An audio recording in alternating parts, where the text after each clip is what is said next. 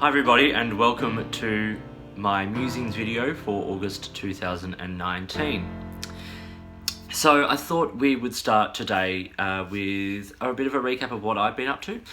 So two things that have happened in the last, literally performances in the last week, were I did a performance of Verdi's opera Rigoletto. That's with Emotion Works, a small company here in Melbourne. It was done at a bar here in Melbourne, so it's done in a really interesting venue. And I had my character of Rigoletto, the title role, is disfigured. In a traditional production, he'd have a hump on his back, but in this production, he has scarring on his face, and that was all done with latex gelatin sort of stuff by a wonderful makeup artist who's also an incredible singer with the company. In fact, you should check her out on Instagram, Rachel Grace Music. Phenomenal singer here in Melbourne. Another production I did was an opera by Bartók, in Hungarian, called Bluebeard's Castle. This is just two singers on stage for an hour. I did a sort of a concert performance of that with a new electronic score, which was quite cool, but I learnt it at very short notice. The company needed a singer, and I happened to be available on this day and took it on at very short notice. So that's been fun for the last couple of weeks, learning that and getting that into my head and learning that language and all of that. So it's been a busy time. Which brings me to my next point, which is a little bit of news going ahead for this channel. The next 6 months for me are becoming increasingly busy, and it culminates in 2 months of work away from home, sort of commuting back and forth between Melbourne and Sydney. So because I'm going to be that busy, I'm actually going to take a break from doing videos for a little while. I've been doing them for between 2 and 3 years, and I've been trying to do 2 to 3 videos a week, and they take a lot of time, they take a lot of effort, and in the time that I have away from singing work, I sort of feel I need to be concentrating on other things closer to home. So yeah, I'm going to be taking a bit of a break. Now, I've got reviews planned out through to the end of August, and a couple of companies are sending me things to review, and I will continue to review things that are sent to me. But I won't be doing any more Pen of the Week videos or these musing videos. I might do the occasional musings video just to sort of keep everyone up to date with things, but for the most part, it'll just be reviews of things that companies send me to review, and I'll get them done sort of as soon as I can within all of this going on. I still plan to do my end of year videos, the top 5 inks and the top 5 pens that I've come to know in this year. Keep an eye out for when these videos do pop up. As I said, I've got reviews through to the end of August, but I'm not doing any more Pen of the Week. Yesterday's was the last one for the next few months. In the meantime, this will be sort of the last of these musings videos, and the reviews will stop sort of for a little while at the end of August. So, from here we move to pen mail that I received in the last month. Not a huge amount, really, but over the last month I have got a few things, and a couple of quite cool things. First is an ink. It is Robert Oster's ink. This is named Rivers of Blood or Crimson River, depending on what batch of it you get. They changed the name after the first run, I think. It's a really interesting ink. I'll show it to you in a little bit more detail here. But yeah, Robert Oster, I got Rivers of Blood. So here is Robert Oster's Rivers of Blood, or as I said, Crimson River, if depending on which batch you get. This is the 50ml bottle. I'll show it just here in a couple of different paper. So here it is on Rhodia. You can see it's this nice sort of crimson pinky sort of red. It's not like a rich dark red or anything like that. Here it is on a colouring card, so you get a real good sense of it there. You know, it's a nice sort of yeah, I'd say a pinky red. I'd love to see a really rich dark red from Robert Oster, like a really sort of a red that sort of stays on the red as opposed to like the pink end of red. Like some of this darker shading in through here is like, if that was sort of the lighter shades of the red from Robert Oster, I'd love to see one like that. But I haven't seen anything quite yet like that. The next thing I got is also an ink product, and this is from Monteverde. It's one of their new products. It's the ink capsule, the portable ink capsule. Once again, I'm going to show, this is better seen in closer detail. I got the blue black because I actually really love Monteverde blue black. And I'd only used samples of it and I wanted to try this form. So let's have a look at this, because this could be something, I'm just not entirely sure yet. So here is the Monteverde ink capsule. Now it comes in this box, and in it you get 2 of these vials, one empty one and one with the ink. It's 50 mils of ink. So I got the blue black. So it's an interesting concept. Like, this is, you know, so you could share the ink or travel with it. The idea being that these are robust enough to travel with and commute with and all of that. So I still think they're, for me, there are a couple of basic issues. Firstly is, once the ink gets low in here, you're going to have to fill using another system anyway. You can't fill, like, being able to get the pen down into here, like the box suggests, down to the bottom. There's going to be not much of a, like, if I just use a, you know, the Lamy Safari here as an example, once that's down into the bottom there, like, there's not a whole lot of, you know, pen left to hold and to turn, so filling that's going to be problematic. So you have to use another system anyway, but the idea is good. I like the fact that it comes with another vial, because when I'm travelling later in the year, I'm probably going to use this to transport some ink in with a syringe or something like that, depending on what I'm filling with. So yeah, but nice. And as I said, I love the blue black, and I've got 50 mils of it now, so that's pretty cool.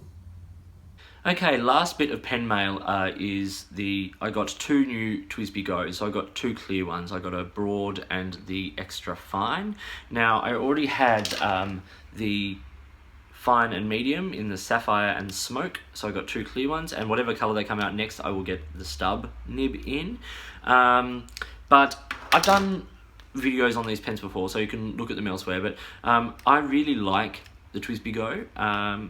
It's not a high-end pen, it's not a fancy pen, it's pretty basic, but it has a good ink capacity, it fills up well, it cleans well, you know, and it really does the job. I like the TWSBI nibs, and this pen just feels nice to me in the hand, so it's a nice, easy beat-around pen. Nothing sort of, as I said, if I lost it, if I broke it, not too expensive.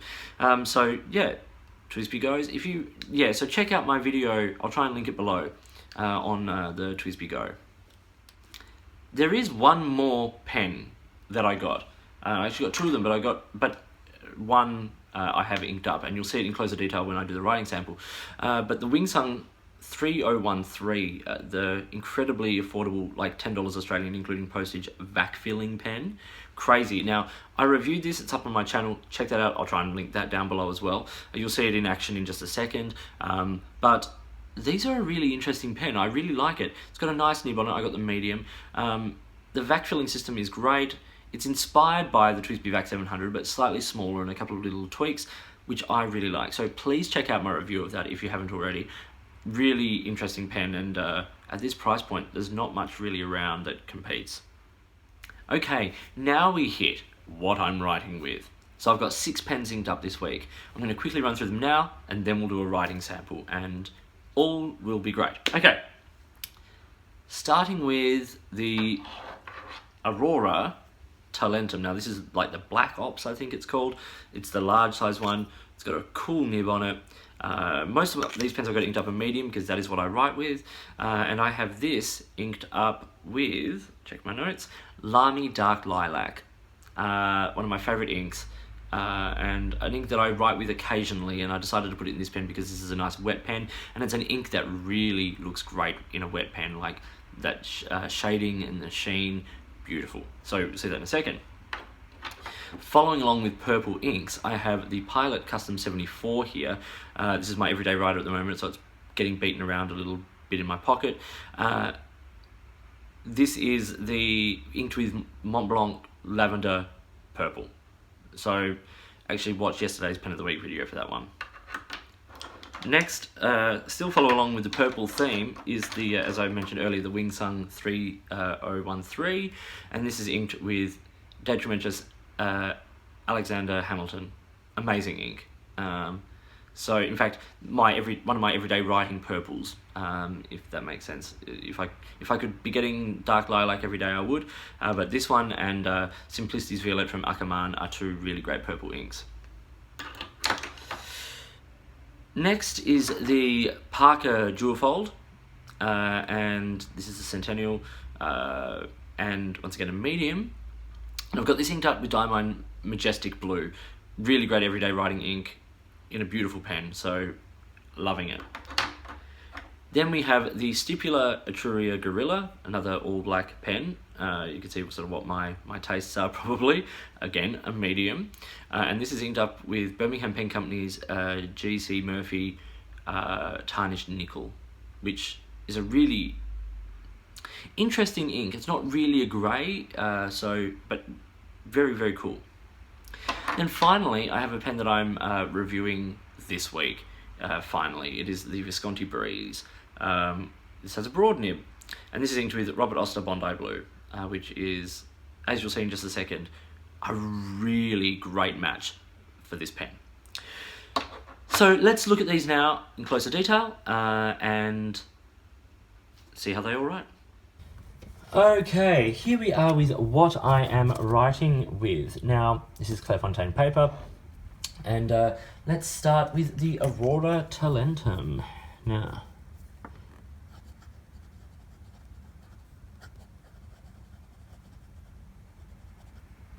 this is the medium.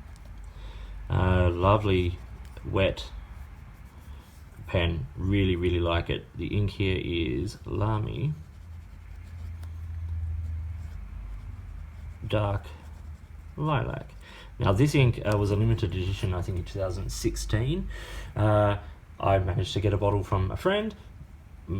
Very, very lucky. Great ink, really lovely pen. Tiny bit of feedback on the nib, but I actually quite like that. But smooth enough, and obviously, as you can see from the writing, it's certainly wet enough and puts down a nice amount to get a little bit of shading and some of that sheen that ink is so nice for. Next, we have the Pilot Custom 74. Great everyday writing pen. My pen of the week this week, the Pilot Custom 74, and once again, this is a medium. It's a 14 karat gold nib, nice. Not super, super wet, but certainly wet enough. And the ink here is Montblanc. Lavender purple. Which is such a lovely ink, and I don't know why I don't use it more and more and more. I probably will. I just think it's a really great ink, and I think it's a, it's in a good everyday pen, so why not? Following, as I said, the purple trend, we have the Wingsung 3013, which I just recently reviewed.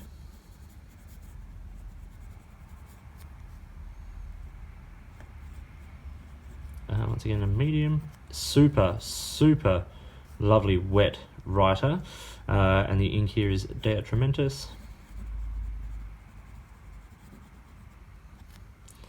Alexander Hamilton.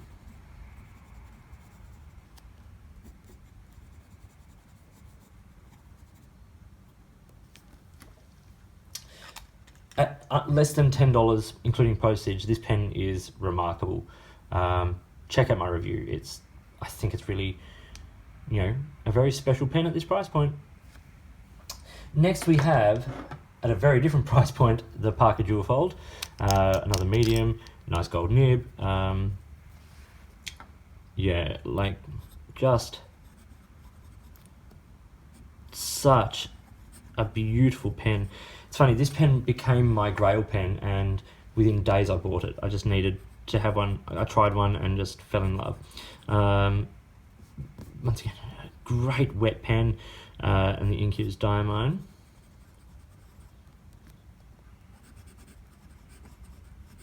Majestic blue.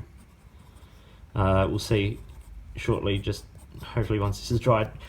Once it dries, it is a bit of a slow drying ink, let's be honest, but just the sheen that you can get off this. Next is the Stipula Etruria And this is the Gorilla model. Nice big pen in the hand. Stipula. Etruria. I don't think I spelled that wrong. You know what I mean. This is the Gorilla. Once again, a medium. And once again, certainly not a dry pen. Beautiful. The ink here is Birmingham.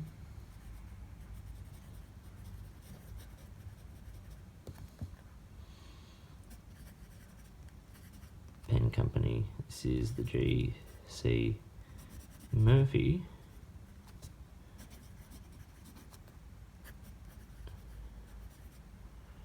Oh, tarnished. Can't write. Nickel. Cool color. Like, it's not quite grey. It's not, certainly not black. It's not a blue black. It's sort of like, I don't know. It's sort of like a nice sort of browny, bluey, grey sort of colour. Yeah. I think tarnished nickel is such a good name for it. It actually looks like tarnished nickel. Very cool. And then the last pen for this little while is the Visconti Breeze. Now, as I said, I'm reviewing this, so keep an eye out for that review. This is the Broad, and once again, that's like, you can see a lot about my taste in pens by how wet they are here. The ink is Robert Oster Bondi Blue.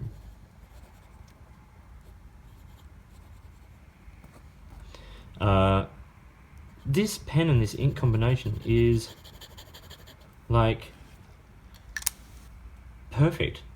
I just love it. Like the shading of this ink, and the shading of the colors in the material are just spot on for each other. Love it. What a great combination. So yeah, just a quick run through of all of those. So we have the Aurora Talentum with Lamy Dark Lilac, the Pilot Custom 74 with Montblanc Lavender Purple, the Wingsung 3013 with De Atramentis Alexander Hamilton, the Parker Duofold with Diamine Majestic Blue, the Stipula Etruria Gorilla with Birmingham Pen Company's G.C. Murphy Tarnished Nickel, and the Visconti Breeze with Robert Oster Bondi Blue. So 6 pens there, 3 purples, which not surprising, seeing as though purple is my favourite colour, a couple of everyday writing inks, a couple of pens for review. I think that's a pretty decent lineup. Well, thank you for watching, and thank you for supporting this channel over the last couple of years, and hopefully continuing to support this channel. And when I come back in a few months' time, nice and refreshed after a little bit of a break and a busy work period, I'm looking forward to seeing you all again then. So yeah, thanks for watching. I hope you enjoyed this video. Hope you found it useful and interesting. If you did, give it a thumbs up and do subscribe to the channel. There will be videos coming out over the next few months, and then I'll be back into the swing of it early in the new year. So feel free to get in touch with me on any of the platforms listed below, Instagram or Twitter. I'm at @the_offstage_me. You can comment on any of my videos here or drop me an email. If you've got products you think I should be looking at, let me know. Or if you've got a way you'd like to support this channel and get reviews over the next few months and going ahead into the future, get in touch and let's see what we can do. In the meantime, enjoy your pens, enjoy writing. I'll see you again soon.